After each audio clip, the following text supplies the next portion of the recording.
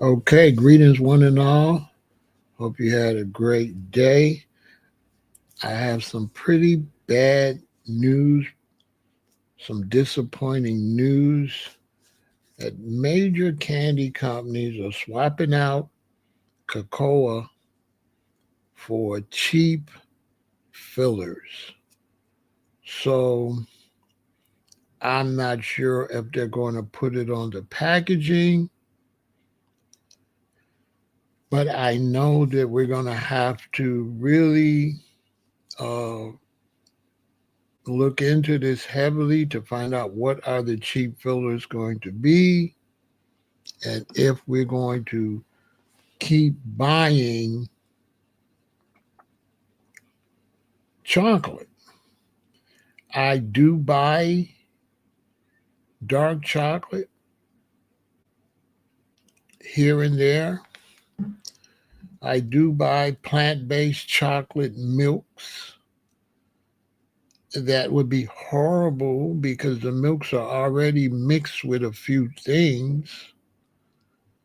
And so for the chocolate to be mixed would add a lot of ingredients to the milk. Also, this means that the price of chocolate is going to go up, and that's a problem.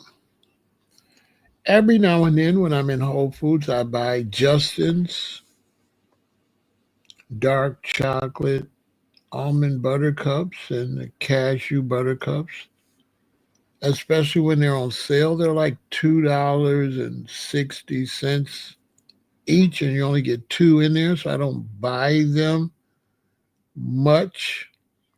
I kind of go down the aisle every time I'm in Whole Foods to catch when they're on sale, two for one. And then when they're on sale, two for one, I'll buy like six, which will give me 12 buttercups. But I only buy them when they're on sale. I don't want to pay $2.69 for two kind of small buttercups. They're very good, but to pay $1.35 basically for each cup. Uh, they're small. If they were bigger, yeah, they're kind of small. So I feel like they're a little overpriced, but I do understand that when you're getting whole foods and you're getting natural ingredients, we're paying more for it. Unfortunately. Unfortunately. So let's look at the story.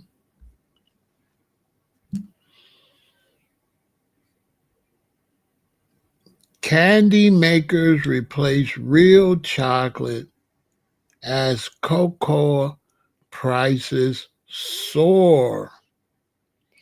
This is brought to us by Prism News, an article by Sarah Chin. Shout out to Sarah. Thank you all so much for letting us know about this over there at Prism News. And you all go check out Prism News at www.prismmedia.ai/news.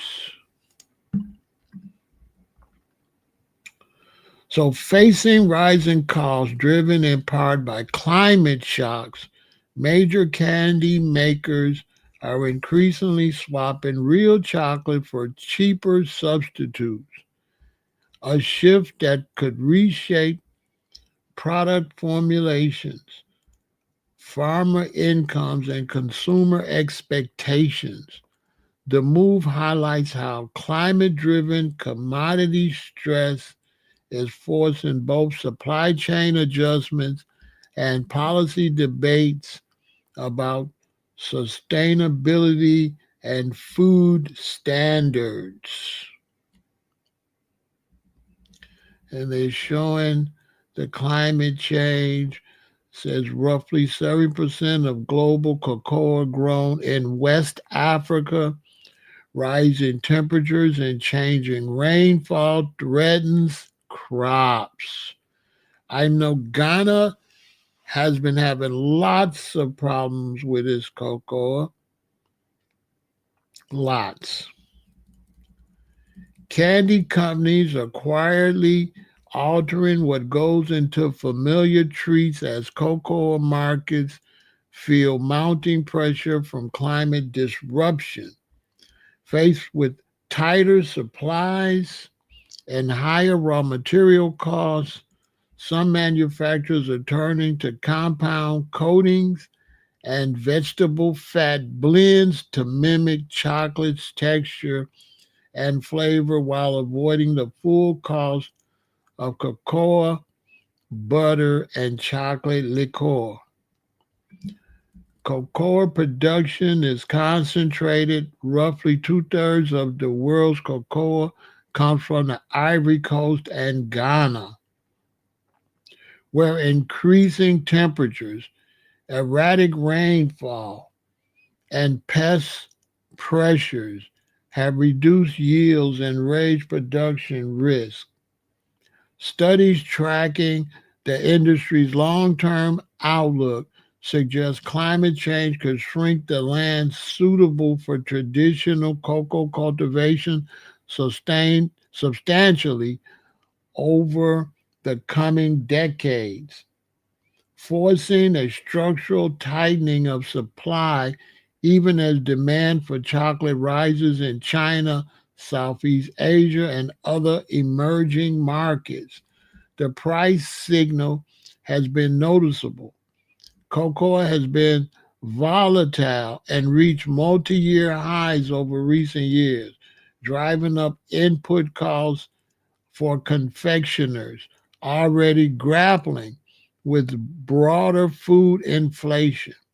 For many companies, particularly markets of mass market confections and seasonal candies, reformulating products with cocoa butter equivalents or full vegetable fat coatings preserve margins and keep shelf prices stable for consumers. Private label supermarket brands and bargain price confections are most likely to shift ingredients first.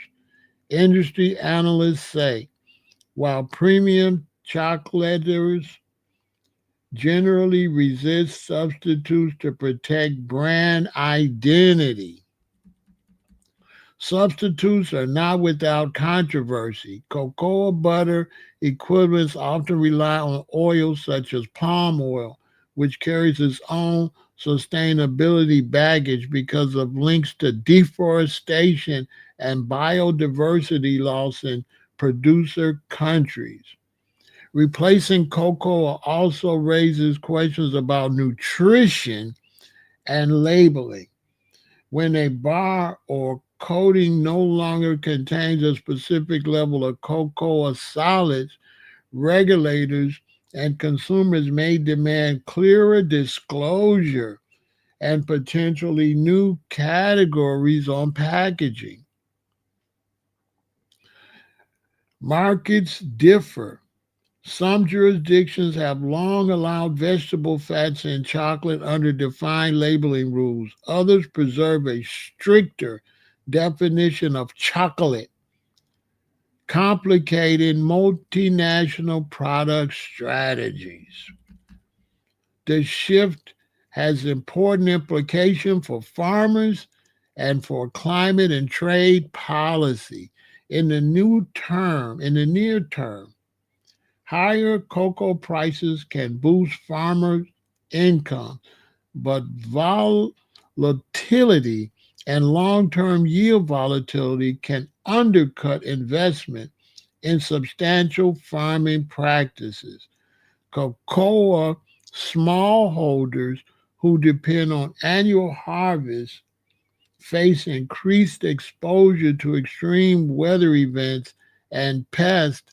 At the same time, they are being asked to adopt agroforestry, shade growing, and new, more resilient plant varieties, changes that require capital and extension support.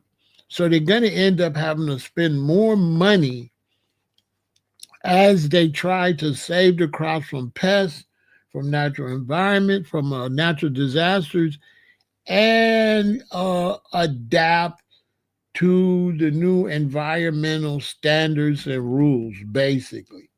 Policymakers and industry groups face a choice between short term cost management and long term supply stabilization. Investment and research on climate resilient cocoa varieties, expanded extension services, and financing for producer adaptation could reduce the incentive to substitute away from cocoa while strengthening rural incomes. At the same time, clearer labeling standards and corporate commitments to avoid swapping cocoa for environmentally destructive oils would address consumer and conservation concerns. For shoppers, the practical takeaway is simple. Some candies may taste different or list alternative fats on the ingredients panel in coming seasons. For the broader economy, the trend is a reminder that climate change can operate through commodity markets and alter everyday products, corporate strategies, and rural livelihood, and that mitigation and adaptation investment remains central to maintaining both supply and quality in the global food system. That was a great breakdown by our friends at Prism News. Thanks a lot, Sarah Chen. That was very informative. Good job. You all keep it up over there at Prism News. You all, this is bad news all the way around. This is bad.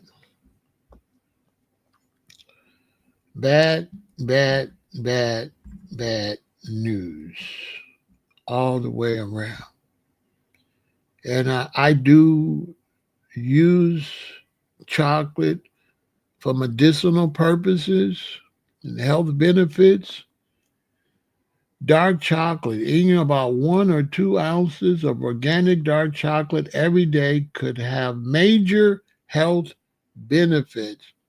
It improves blood flow, improves gastrointestinal flora, reduces stress, improves brain function, helps fight fatigue, helps prevent diabetes, good for teeth, lowers risk of heart disease. Once again, health benefits of dark chocolate: slows the signs of aging, lowers your blood pressure, rich in vital vitamins and minerals, helps control blood sugar, increases blood flow to the brain and heart, contains antidepressant agents. This is why sometimes you want chocolate when you're feeling a little down and out. But if it's not dark chocolate and it's not pure, you're not going to get what you're looking for. You're going to end up gaining weight rather than helping with your depressant situation. Prevents heart disease, contain antioxidants that can protect cells, and it reduces stress.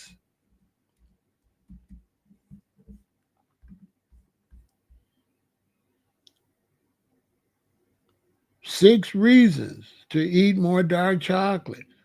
uplifts your mood, high in antioxidants, lowers cholesterol, lowers risk of diabetes, improves heart health, lowers blood pressure. So I'm showing you the different articles so that you can see that many sources say the same thing when it comes to dark chocolate. Okay? It's very helpful, reduces the risk of stroke, promotes heart health, lessens your risk of chronic degenerative disease like diabetes, may help sharpen your brain and keep you smart, boosts mood, and helps with stress relief. That's why it's looked at something to have with your queen or your king. It helps with the mood when you're being close and intimate.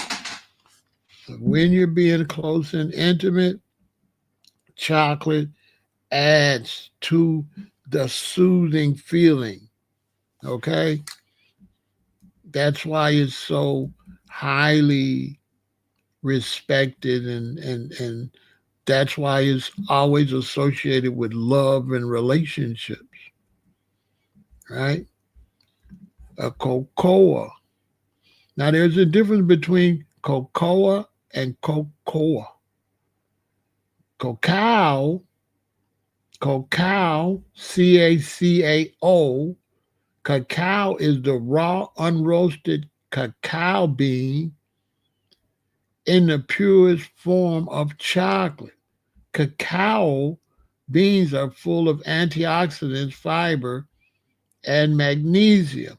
Cacao nibs are cacao beans that have been cut into edible pieces.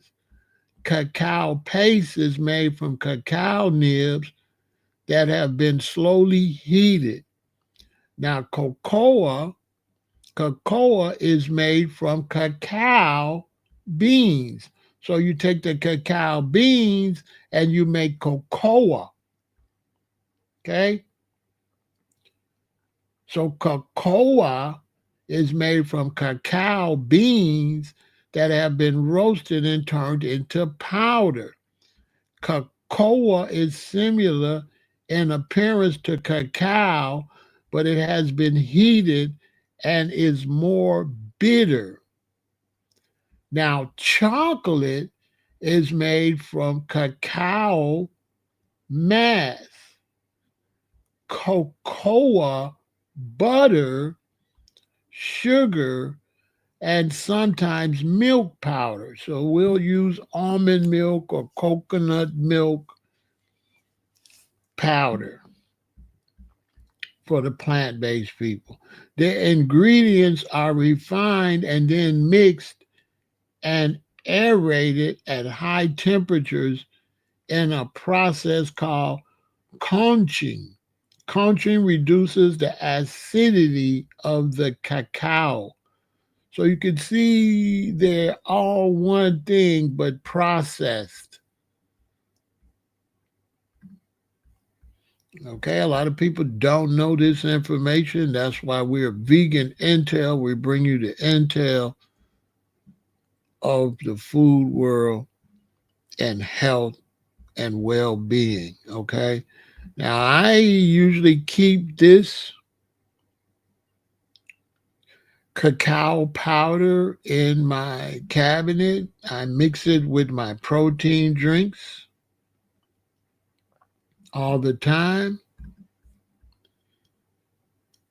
Pick your choice, organic, and it does help bring some richness to it.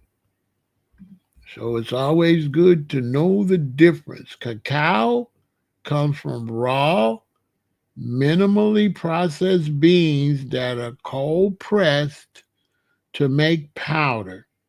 It retains more nutrients like antioxidants and has a more bitter flavor.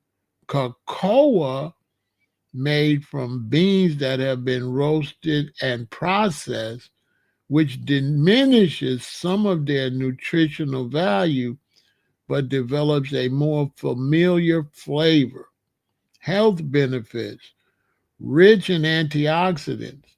The antioxidants in cacao may help lower blood pressure and blood flow to the heart and brain. Improve insulin response. Antioxidants may help your body respond better to insulin. Mood regulation. Cacao can help regulate neurotransmitters and boost serotonin, which can improve your mood. So, once again, shout out to my friends at Justin's. I always get the almond butter cups and the cashew butter cups, and hopefully, this situation won't make them have to cut their product too much, drive up their price to $3. This could drive them out of business. They are having some problems selling a pack of two for $2.69 at Whole Foods. That's why many times they have to put them on sale. So this environmental situation is causing a problem. Without these environmental situations, a pack of these would probably just be $1 for two, which they would sell like hotcakes. But because they got to go through so much with the production, shipping costs, and tariffs are not helping much. It's hurting business because these days people are cutting back and only worried about necessities. So, real chocolate, we will not know. We won't know. We won't know. And not to mention, what will be the price for cocoa butter? Will cocoa butter go up? Another problem, right?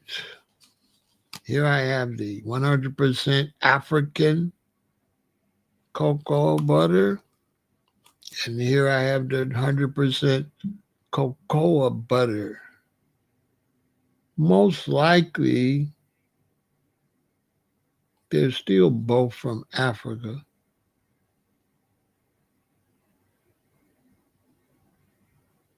Most likely.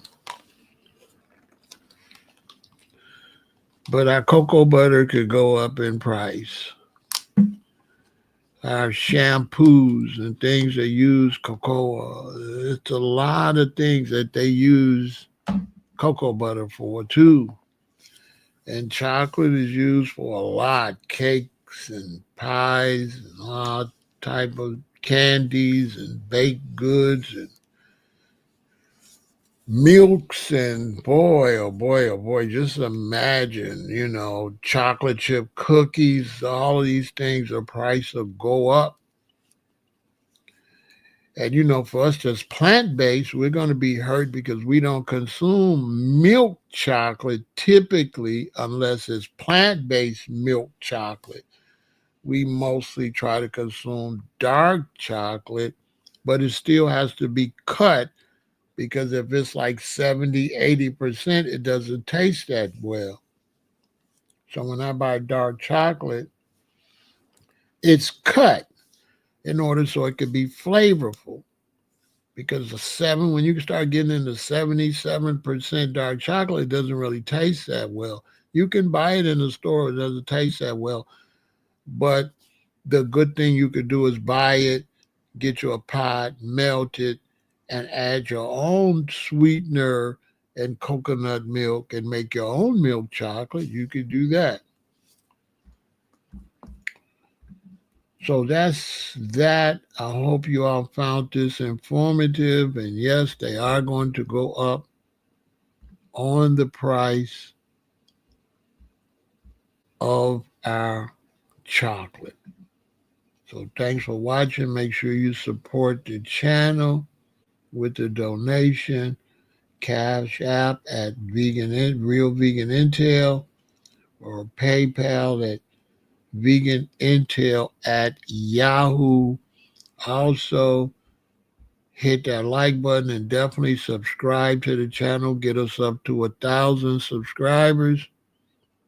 We're at 912 or something like that. So we need a good 98 more subscribers to reach our goal as 1,000 subscribers at this new channel.